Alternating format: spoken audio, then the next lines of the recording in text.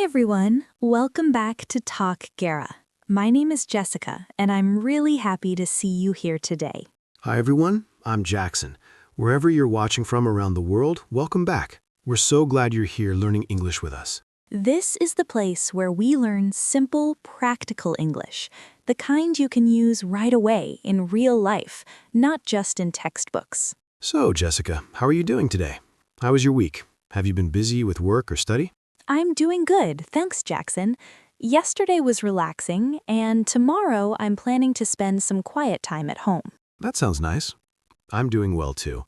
This week was a bit busy, but today I'm just trying to slow down and enjoy the day. When we talk about plans, ideas, or things that may or may not happen, there's one small word that often confuses learners. Yes, today we're going to talk about the word would. Many learners understand it when they hear it, but they're not confident using it when they speak. In this lesson, we'll make would feel easy. No heavy grammar, no complicated rules. Just real English, natural examples, and situations you can really use in daily life. If you enjoy learning English with us, don't forget to like this video, share it with your friends, and subscribe to Talk Gara so we can keep learning together. All right, let's get started. Before we talk about rules or structures, let's slow down a little and just feel the word would. English is not only about grammar. Yes, it's about feeling comfortable when you speak. A lot of learners ask, what is the rule for would? But a better question is, how does would feel when people use it? Exactly. When people use would, it usually sounds softer, more polite, gentler, not so strong. And very often, it also sounds less certain, like you're not 100% sure. Sometimes that space is a condition, sometimes it's imagination, and sometimes it's just being polite. Let's compare two simple sentences. Listen carefully. I will help you. That sounds clear and direct. It feels strong and certain. You've decided. Now listen, I would help you. This one feels softer. It feels like maybe there's a reason or condition or something in your mind. Yes, it can mean I want to help you, but maybe I can't right now. Or something else needs to happen first. So even though both sentences talk about the future, the feeling is different. Will feels like a real future you believe in. Would feels like a future you imagine. And sometimes would also helps us look back at the past, at how we thought or felt before. So don't worry about rules yet. Just remember the feeling. Would is polite, soft, not fully certain, and often lives in your imagination. Once you feel that, using would becomes much easier. Now, let's talk about the most common way people use would in real life. This one is very useful, especially when talking to others every day. Yes, if you want to sound polite and friendly, would is your best friend. Let's start with polite requests. Imagine it's a little hot in the room. You could say, "Can you open the window?" That's okay. It's not wrong. But now listen, would you open the window? That already sounds softer, more polite, more gentle. It's like giving the other person space to say yes or no. Yes, and that's why people love using would in daily English. You can also say, would you help me? Or would you mind helping me? These are very natural and common. You'll hear them all the time. Now let's talk about offers. This is when you want to give something or do something for someone. For example, when a friend comes to your house, you don't usually say, "Do you want coffee?" Instead, you can say, would you like some coffee? It sounds warmer and more welcoming. And if someone asks you for help, you can say, I would love to help. That sentence feels kind and positive, not cold or short. One small but very important tip for learners. Would like is very close to want, but it's much more polite. So next time, instead of saying, "I want some water," try, "I would like some water." Small change, big difference. Your English will instantly sound more natural. And don't worry about being perfect. Just try using would a little more each day. Okay, now this part is really fun because would is amazing when we talk about imaginary situations, things that are not real right now, but only in our minds. Yeah, exactly. These are sentences people use when they're dreaming a little or thinking, what if? Right, like when you're busy all the time and suddenly think, if I had more time. I would travel more. Yes, that sentence feels very natural and very human. Because you're not talking about your real life right now, you're talking about an idea in your head. Let's try another one. If I had more money. I would buy that house. Oh, that sounds nice. Yeah, but again, it's not real at the moment, it's just imagination. And that's very important. When we use would like this, we're not talking about the present reality. We're talking about a possible future that depends on something else. Exactly. Now let's talk about dreams and wishes, because this is where would sounds really warm. For example, I would love to live by the sea. Oh, wow, that already sounds peaceful. Yeah, just imagining it makes me feel relaxed. Or you can say, it would be amazing to work from home. Yes, that's a good one. These sentences are not plans, they're not promises. They're just dreams, wishes, and ideas. So when you use would here, you're inviting the listener into your imagination. And that's why would feels soft, gentle, and emotional. Don't be afraid to use it. Everyone dreams. All right, now let's change the feeling a little, because this time would is not about dreams or imagination. It's about looking back and remembering. Yeah, this is when you talk about the past, but you're talking about how you saw the future back then. Exactly. For example, maybe someone promised you something before. He said he would call me. Oh, that sentence already has a feeling, right? Yeah, you can almost hear the memory in it. Because at that time, you believed the call would happen. But now you're looking back. Let's try another one. I thought it would be easy. That one feels very real. Yes, because in the past you really believed it. But now you know the truth. Right, maybe it wasn't easy at all. And sometimes you can even hear a little surprise in the sentence. Like this one, I didn't know it would be so hard. Oh, wow, yes, that feeling is strong. Because back then you imagined a one future. And then reality showed you something different. So when we use would like this, we're not making plans. We are remembering our old thoughts and old expectations. This is not about grammar names. It's simply this feeling. This is how I saw the future in the past.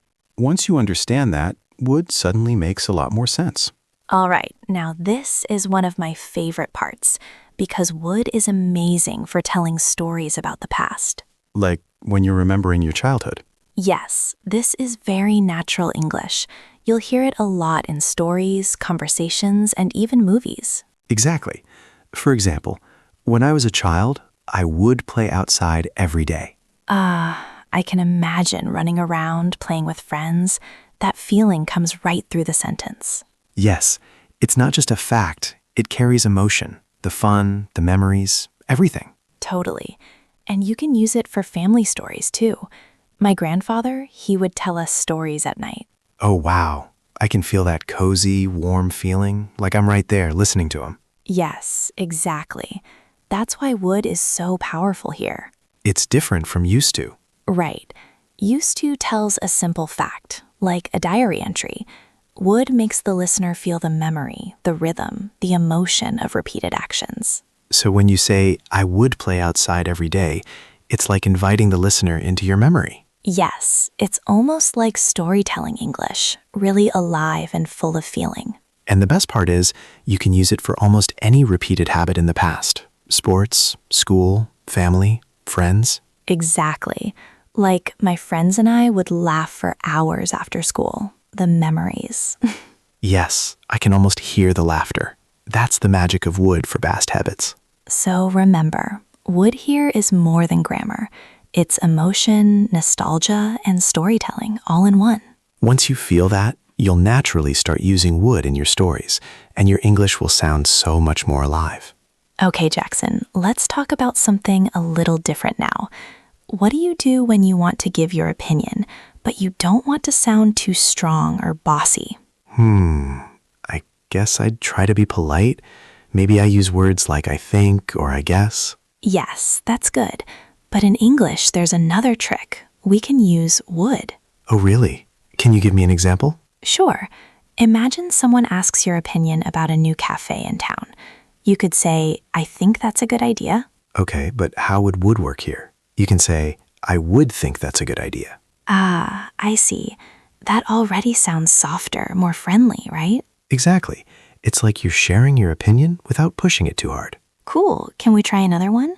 Let's say someone asks about a new phone and it's a bit expensive. You could say, I would say it's too expensive. Oh, that sounds polite, like I'm giving advice, not judging. Yes, exactly. And sometimes you can even use the negative, like, I wouldn't expect that. So that's for something surprising or unexpected, like, oh wow, I didn't think that would happen. Yes, and the feeling is soft, personal, not imposing. I like that. It's like saying, this is my opinion, but it's okay if you think differently. Exactly. That's why would is perfect for expressing thoughts, imagination, or expectations. So anytime I want to sound polite, friendly, or careful with my opinion, I can add would. Yes, that's the key. It's gentle, respectful, and very natural English. Wow, that really makes my English sound much more native, huh? Yes, and the best part is, it's super easy to start using today. All right, Jackson, let's talk about one of the most friendly and natural ways people use would in everyday English. Is it about likes and preferences? Exactly. It's would love, would prefer, and would rather. Ah, yes, I hear people say that all the time, but I never really understood how to use it naturally. No worries. Let's try a simple example. Imagine your friend invites you to a party. How would you respond if you're excited? I would love to join you. Yes, perfect. You can also say, I'd love to join you. That's exactly the same. Ah, I see.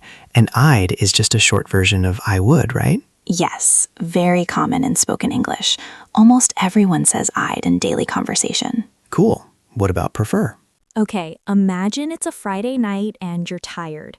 Someone asks, do you want to go out? You can say, I'd prefer to stay home. Oh, that sounds polite and honest at the same time, not rude at all. Exactly. And would rather is very similar. You can say, I'd rather not talk about it. Ah, so that's when you want to avoid something gently. Yes, very natural, very polite, and very soft. Jessica, have you ever played that game where you choose between two options? Oh, yes. You mean the would you rather game? Exactly, like, would you rather eat pizza or sushi? Oh, wow, that's a tough one. I'd rather eat sushi, I think. See, it's the same would rather, just used in a fun question. Everyone uses it in games or challenges online.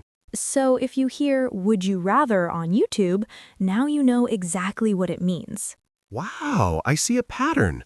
Would plus love, prefer, or rather equals polite, friendly, natural. Exactly. And the more you use it, the more your English sounds like a native speaker. Yes, and it's easy to remember because it's all about feelings and choices, not heavy grammar. Right. So start small. Try saying, I'd love, or I'd prefer, or I'd rather, and see how naturally it flows. I love that. It feels so smooth in conversation. Yes, and that's the magic of would.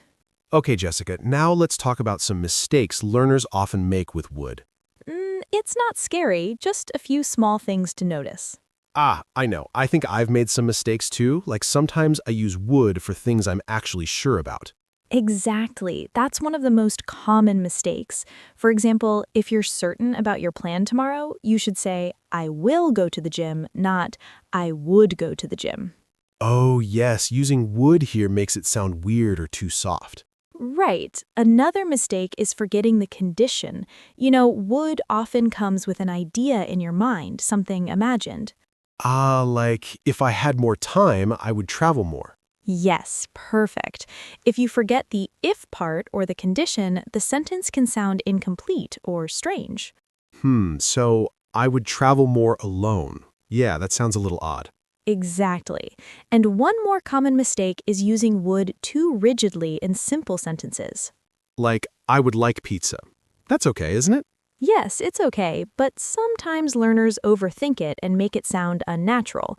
For example, I would eat pizza yesterday. That's not correct. Yes, I see. Overthinking would can make it sound too formal or weird. So the tip is keep it natural, simple, and think about politeness, imagination, or past perspective. Oh, that makes sense. So would is really flexible, but we have to feel it, not force it. Exactly. Little adjustments like these will make your English sound much more native and smooth. Yes. And don't worry about mistakes too much. Just notice them and try again. That's right. Mistakes are part of learning, and with would, feeling it correctly is more important than perfect grammar. Okay, Jackson, now let's quickly review some of the key would expressions we learned today, but in a fun, natural way. Yes, let's do it. I love reviewing like this, not boring lists. First, we have would like. Can you give me an example, Jackson? I'd like some coffee, please. Perfect. And now let's change the situation. Imagine you're at a party. I'd like to meet everyone. Yes, see? Same pattern, different context. Okay, next one. Would love. Yes, this is when you're excited or really want something. I would love to join your trip this weekend. Exactly. Or I'd love to try that new restaurant. Feels more enthusiastic than would like. Exactly. Now, would rather. I'd rather stay home tonight. Perfect. And if we turn it into a fun question, Would you rather eat pizza or sushi? yes, exactly. Super common in games or YouTube videos. Okay, next. Would help. Right. This is when you want to offer help politely.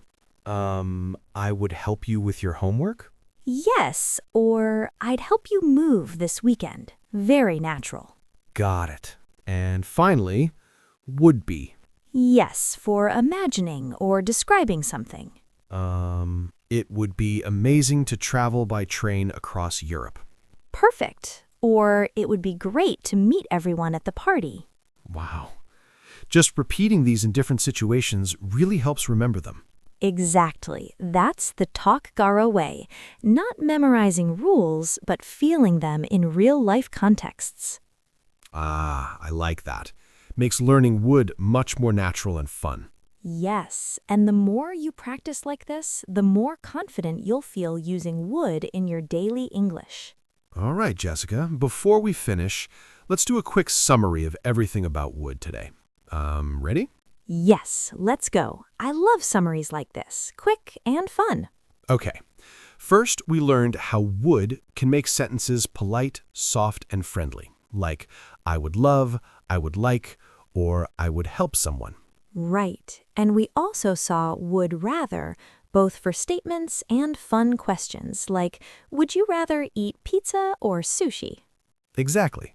Then we talked about would for imaginary or hypothetical situations, like if I had more time, I would travel more. Yes, and we also learned how to use would for dreams and wishes, like it would be amazing to work from home. That's right. And don't forget would as the past of will for remembering promises or expectations, like he said he would call me. And we also practiced would for past habits, telling stories about repeated actions, like when I was a child, I would play outside every day. Finally, we practiced using would with words like think, say, imagine, and expect to share opinions politely, like I would think that's a good idea, or I wouldn't expect that. So you see, would is super flexible, very natural, and full of feeling. Yes, and the best way to remember it is to use it in real conversations, not just memorize rules. Now it's your turn. Let's make it fun. What would you do if you had more free time? Ooh, good one. And here's another. Where would you like to travel next? Think about it, and maybe write your answers down. Say them out loud or tell a friend. Yes, the more you use would, the more natural it will feel. All right, friends, we've come to the end of today's lesson. Remember, you don't need to remember all the rules. Just listen, repeat, and use would slowly in real conversations. Exactly. Would is not hard. It's gentle English, polite, soft, and very natural. And the key is practice. Even a little every day makes a big difference. So keep using it, make small sentences, try it with your friends, and don't be afraid to make mistakes. Yes, and if you enjoyed this lesson, don't forget to like the video, share it with your friends, and subscribe to Talk Gara. We're so happy to have you learning with us. Keep practicing, and soon would will feel just right in your English. All right, friends, see you next time. Keep smiling, keep speaking, and remember, English is easier than you think. Bye, everyone, and see you in the next episode. Bye.